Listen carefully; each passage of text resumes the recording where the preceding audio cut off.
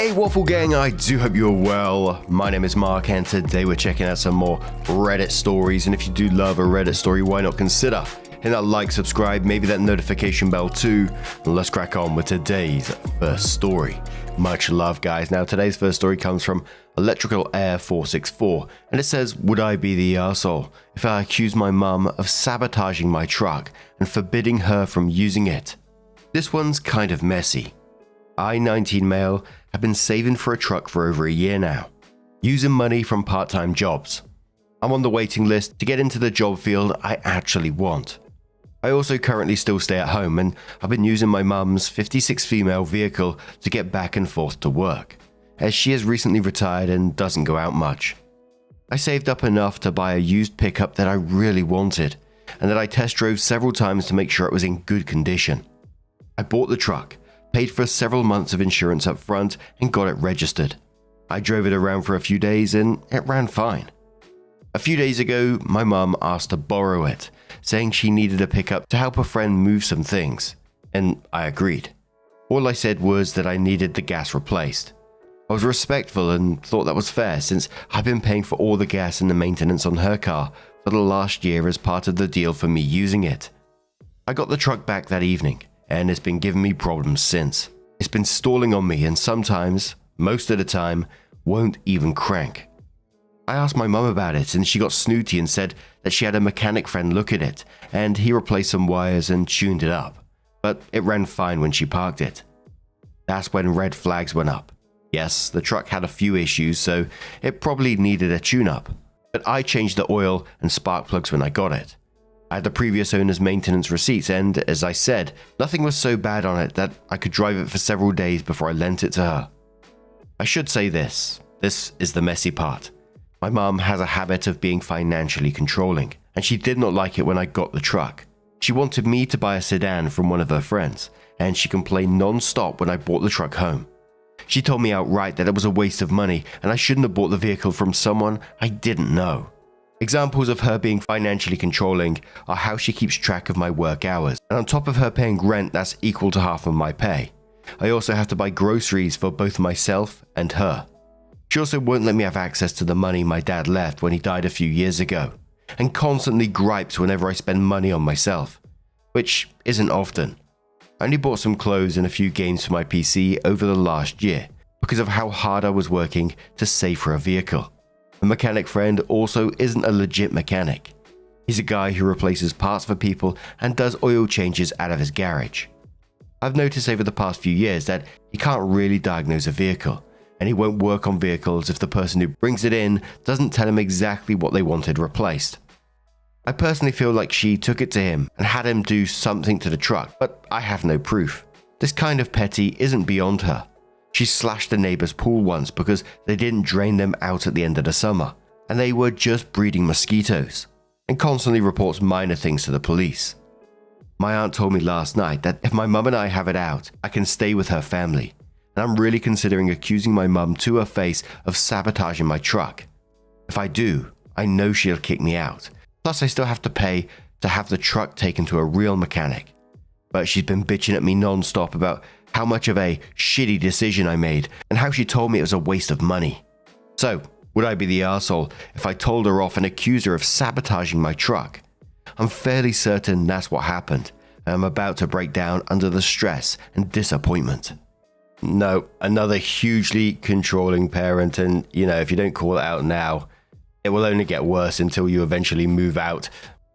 And there was a lot of things jumping out to me as I was reading it, like she makes him pay half of his income, then plus all the groceries for both of them, plus the maintenance and stuff and the gas he's paying for her car while using it, which, fair enough, but on top of everything else, I understand giving your child, financial responsibility. With all the other information we have, she's trying to keep him there by, making him use the majority of his money. She's also withholding inheritance money that his deceased father left him. And if that was willed and part of the estate that it should go to his son, she'd get herself in big trouble with that one.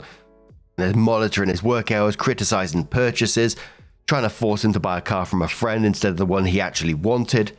The past history with property destruction as well, slashing the neighbor's pool. It's all pointing to, the sabotage is almost certainly real.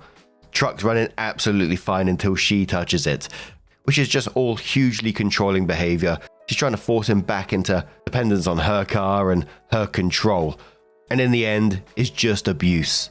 But a commenter says, you also need to contact a lawyer regarding the payment from your father's death.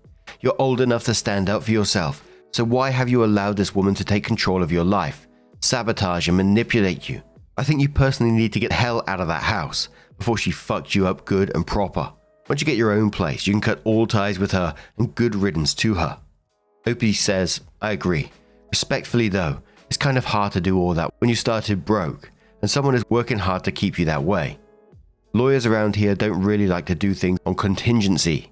And trust me when I say the price of the truck I just bought barely covered the retainer for the more affordable ones.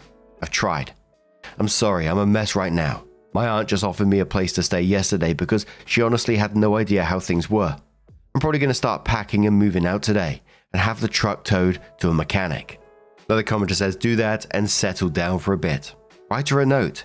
If you deny me access to my dad's inheritance, I will take legal action. What kind of income does your mother have? If she receives something from the government, she probably is committing fraud. If so, she's money hungry. That is something you can mention as well. First, get some rest and make a plan. Opie says she gets a small retirement check from her former employer, and the house is paid off. I don't think she gets any money from the government. Another commenter says, not the arsehole. How do you know your dad left you money? And where is it to the best of your knowledge? Did you ever see it or sign it over to your mum? You may not need to hire an attorney to recover it if you can figure out where it is.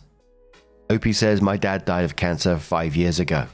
A few months before he died, he told me that he had been putting money into a savings account out of every paycheck since before I was born, and was planning to surprise me with it when I graduated high school. He said there was almost $40,000 in it, and my mum would take care of it until I graduated.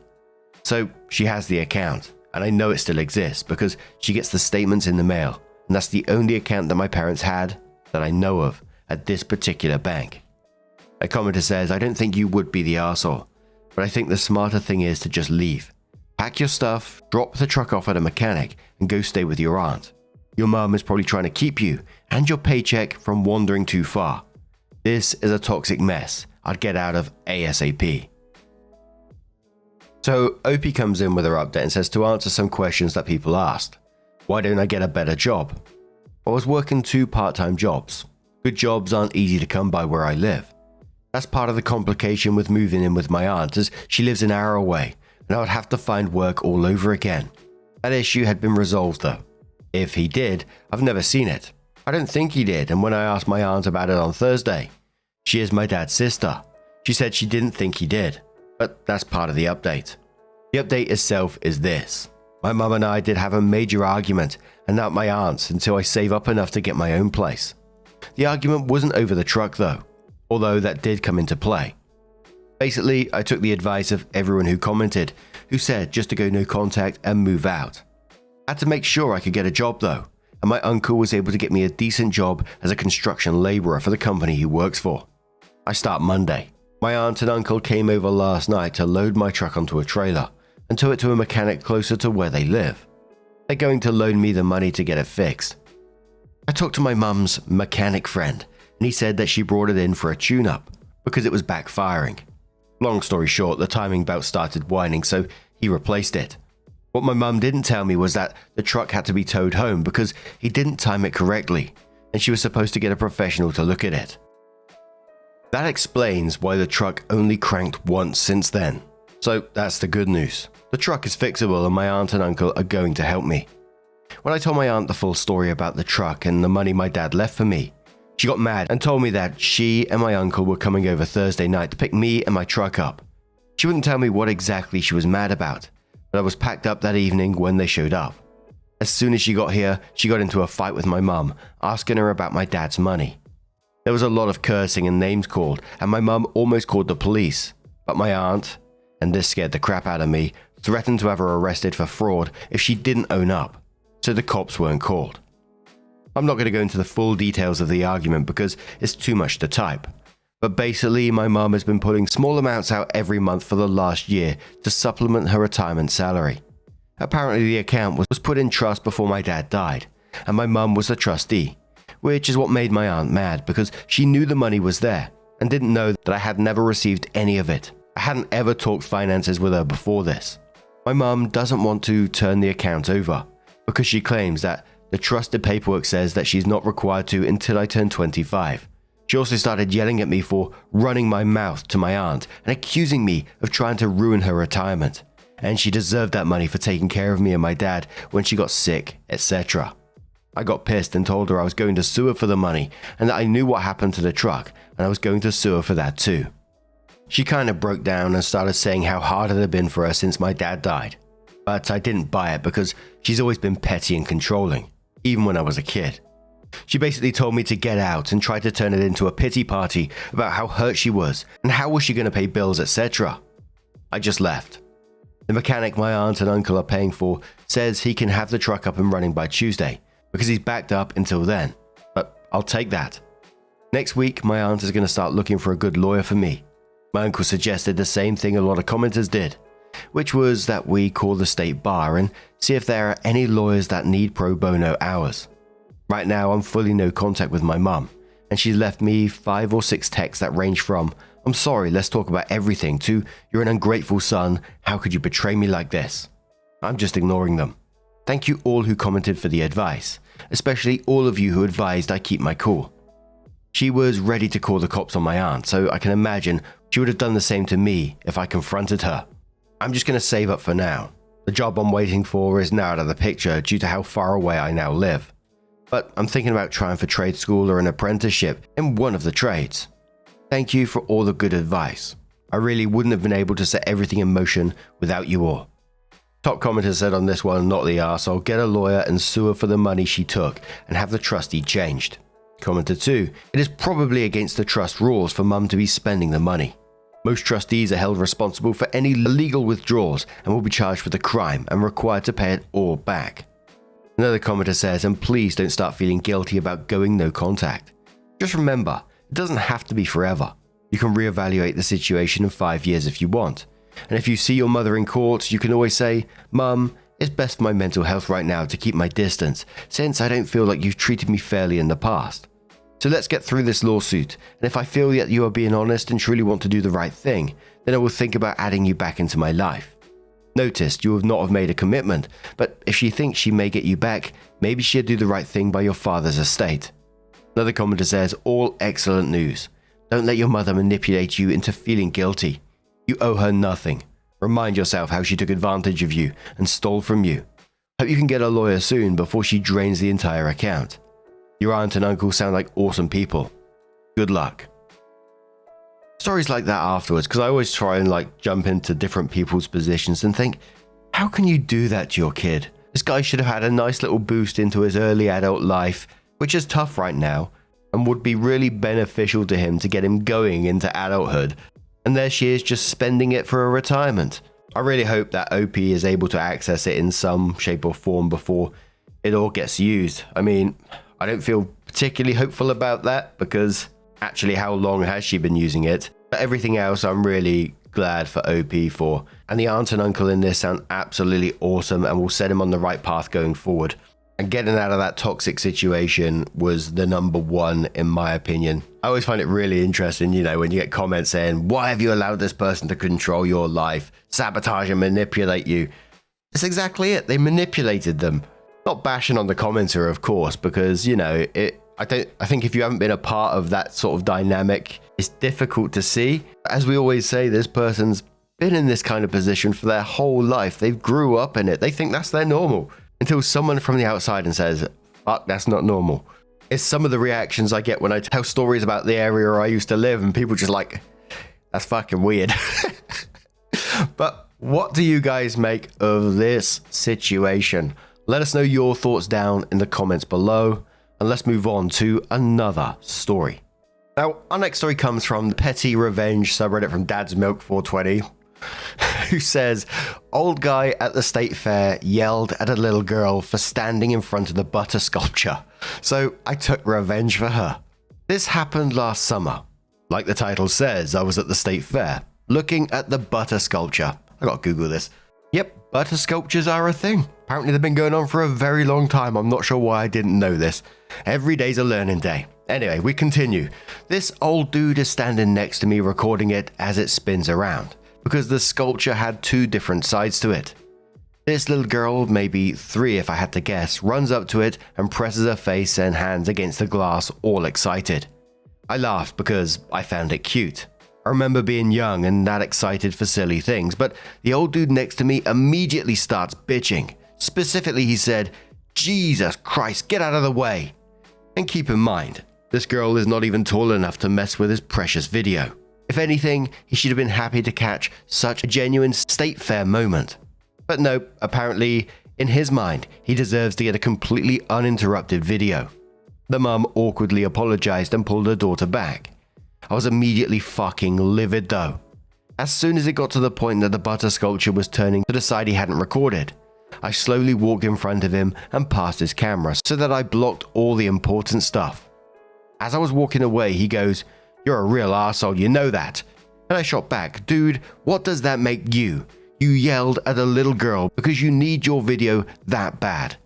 He huffed and puffed and goes, "Well, you're still an arsehole." I just laughed and kept walking away at that point. Made eye contact with the mum before I left though. She had a huge smile on her face, gave me a nod and mouthed, "Thank you."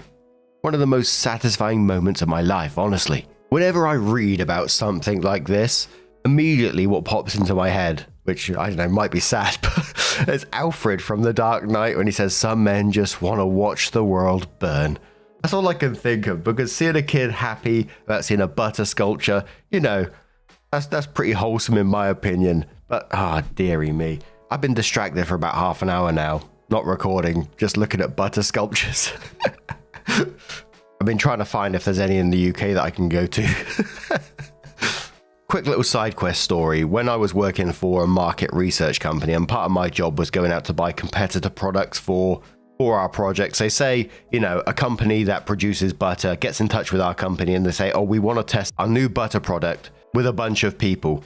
So the company would recruit a bunch of people, have it like in a hall, and then they would taste the butter on a cracker or something like that. My part of the job was to sort out all the paperwork and basically make it happen, get all the stuff that's needed to test it, including the competitor products to test against it, so you don't know which one you're tasting, and so people can give like an honest opinion of which butter they think is better. Which had me doing odd things in supermarkets, buying unusual amounts of products, and this one particular one was butter. I think I needed like around 800 tubs of a certain types of butter. But also buying this butter, they all had to be like the same expiry date and batch code, so you know there's no differences in the batch that they've made, because sometimes, you know, there's small differences in tolerances, etc, etc. So I'd be walking out of supermarkets with like, I don't know, all their butter. One particular time I was in an Asda store, big supermarket. I think it might be like a part of Walmart or something. And I'm walking out with a trolley or shopping cart full of butter, like literally to the top. And you get lots of people side-eyeing you, the odd person taking a picture randomly. You know, I've done this time and time again with a whole host of different products. But this particular time I had this old dude follow me out the store, and I could see he wanted to say something. So I slowed down, he caught me up, and "What are you doing with all this butter?" And it became a fun thing for me because I could just make up random stories about the product that we're particularly using. Unfortunately, I didn't say a butter sculpture. I wish I did now. I got bored of explaining about market research. You know, I probably should have been nice and done all that sort of stuff, but I said it was a butter slide. This weekend, my family and friends are having our annual butter slide. Guy gets really curious about it, asking, "Oh, so what happened?" And I was kind of like, well, it's just kind of self-explanatory. You know, we just tip out the butter all onto a slide and down we go. I was like, if you're in the area, come along. I was just really praying after I said that he wasn't going to turn around and say, "Yeah, I will come along, give me the address." But he seemed quite content with that answer, and off he went. And I like to think in my head, you know, he probably said, "What a fucking idiot," and just wandered off. I like to think in my head that he went off and told people, and it's been spread around that in his mind that somewhere out there every year there's a butter slide thing going on. Who knows? Maybe he's created his own family tradition. They've got a butter slide going now. Anyway, I'm going off on my usual bullshit here. What do you guys make of today's stories? Let us know your thoughts down in the comments below. And just a huge thank you for being here today, getting involved in the stories, your love, your support, your time. It always means the absolute world to me. So thank you so much. And hopefully I'll see you in the next one. Take care and much love.